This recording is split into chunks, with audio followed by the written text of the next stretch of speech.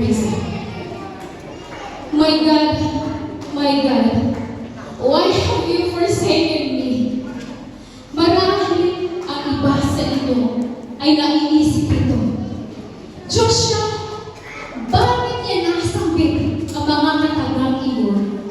Joshua, pwede naman niyang tapusin ang kanyang paghihirap dahil sabi sa Biblia, sa pamamagitan ng kanyang salita, nalikha ang lahat ng bagay sa mundo.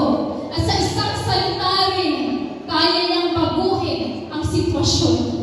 Pero bakit kailangan niyang maranasan ang sakit, kahihiyan, at pag-iisa sa krus? Siguro kung ako si Jesus, masasabi ko, sino ka ba para pag-alaya ng buhay ko?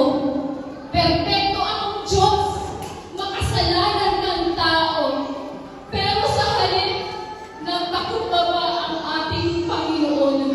Iniwan niya ang langit ng katawang tao, sapagkat kailangan may mamatay na walang bahid ng kasalanan para maligtas tayo sa apoy ng impyerno.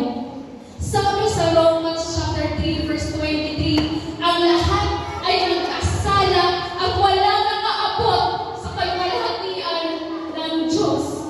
Hindi mo kayang iligtas ang sarili mo, kapatid. Pero si Jesus ang qualified na magbayad ng kasalanan mo. Kaya kailangan niyang mamatay sapagkat ang kabayaran ng kasalanan ay kamatayan. At sa pamamagitan ng kanyang dugo, malilinis na tayo.